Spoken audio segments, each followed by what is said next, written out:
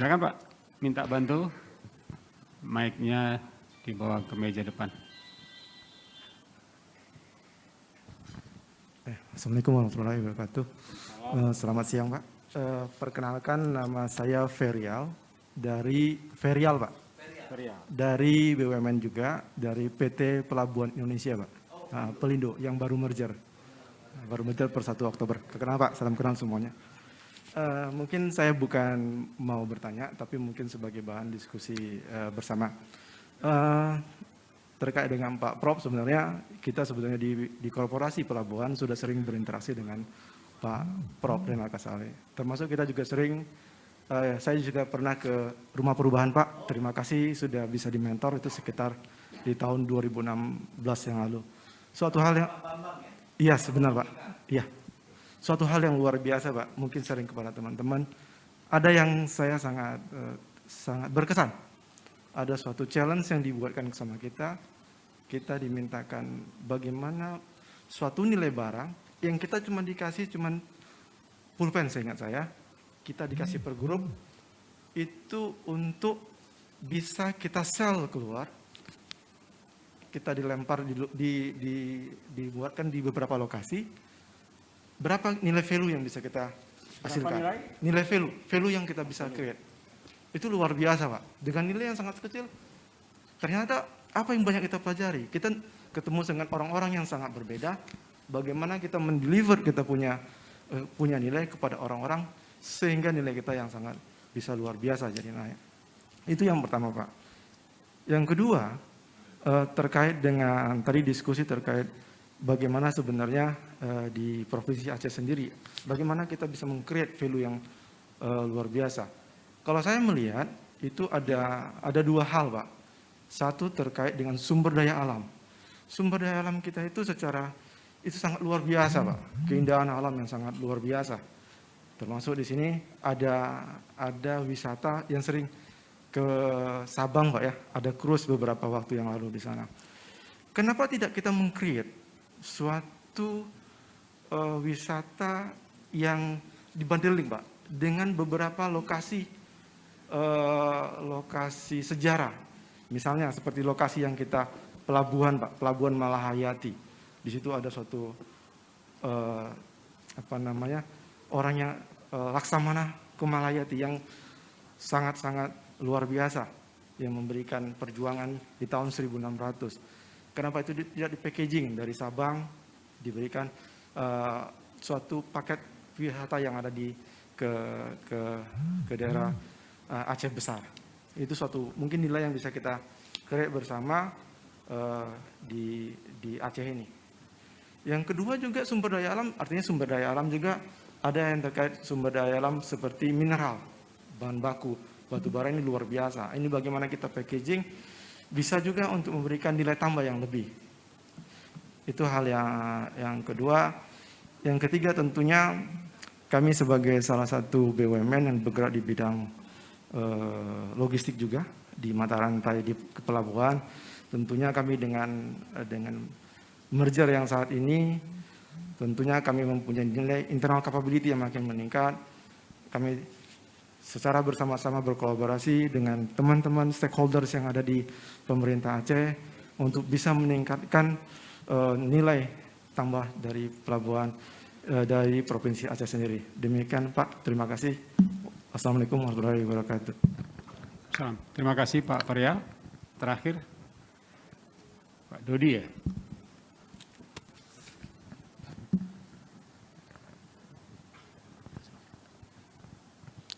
Bismillahirrahmanirrahim. Assalamualaikum warahmatullahi wabarakatuh. Waalaikumsalam.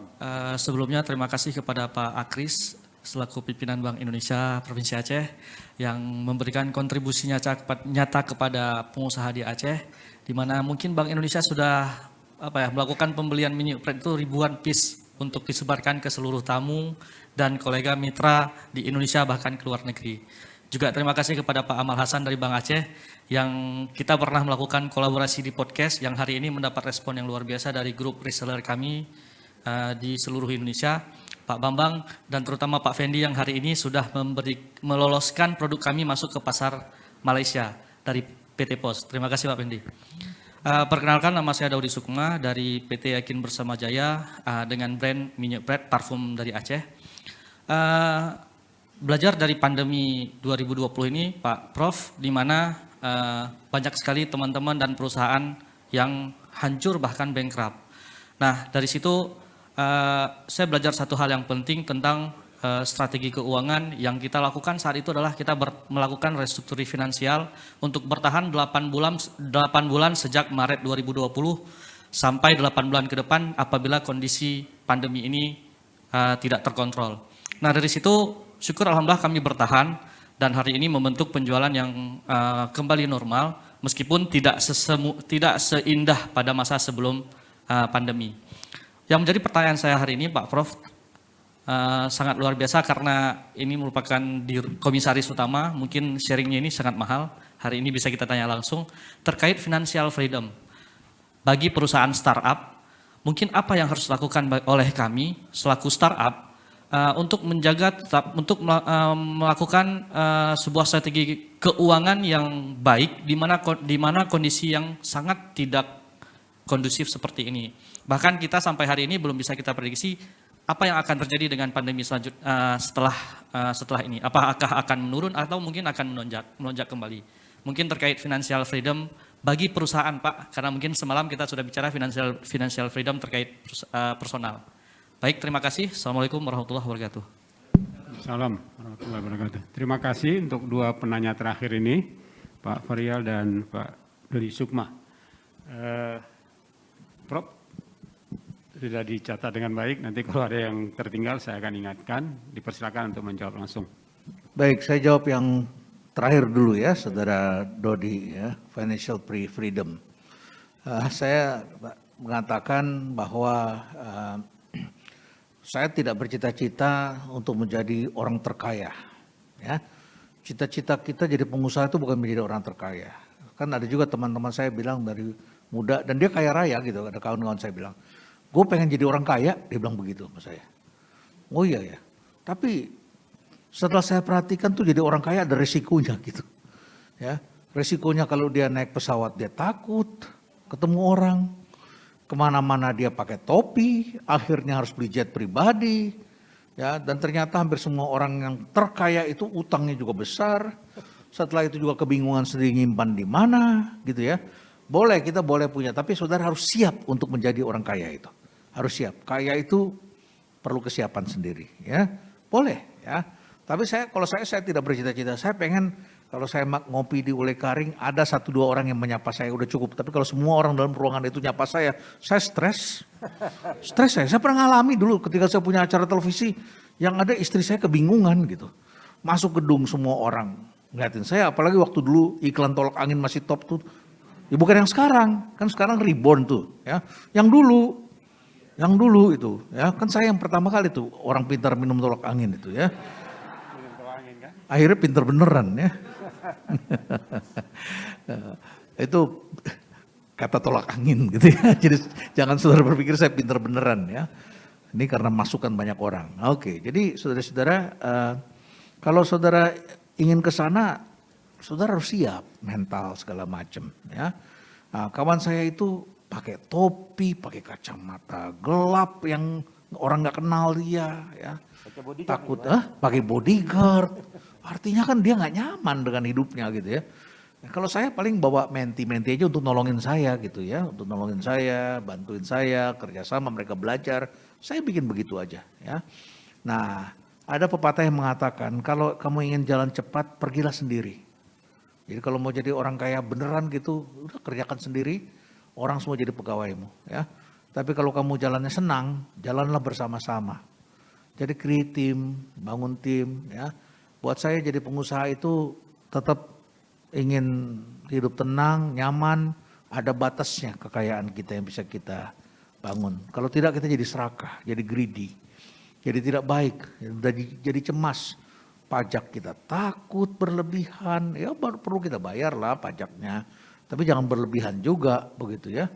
Sama ketemu orang bank jadi takut, ya segala macam problema pasti ada di sana. Nah, jadi financial freedom saya ditanya semalam apa yang maksud financial freedom?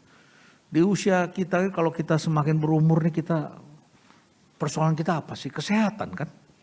Kan kita getting old, degeneratif tuh nggak bisa dihalangi Pak. Nggak bisa dihalangi. Kulit kita semakin keriput, ya, lambung kita mulai ada radang, 1-2, autoimun, GERD mulai keluar, begitu kan? Kemudian apalagi saraf kejepit, asam urat, ya kan? Dulu kita nggak punya duit, kita mau makan itu semua. Sekarang begitu punya duit nggak boleh dimakan. Untung kemarin dikasih makan enak saya sama Pak Akris, yang bisa saya makan, gitu kan? Saya peliu udah takut makan, ya. Peliu saya udah takut makan santannya gitu kan. Santan ya peliu kan. Ya. Kesehatan. Durian sekarang saya makan sedikit. Waduh padahal di sini banyak durian enak begitu ya. Jadi yang penting itu saudara bisa pada satu ketika saudara nggak ditinggalkan orang. Anak-anak saudara tidak memusuhi, tidak takut. Ada cucu bisa ditemenin, bisa jalan gitu ya. Kalau sakit kita bisa punya biaya kesehatan gitu ya.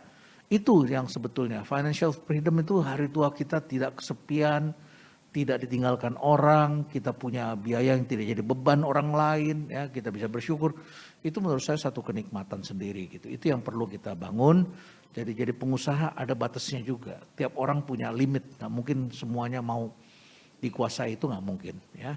Jadi kita harus bagi bersama dengan yang lainnya, ya.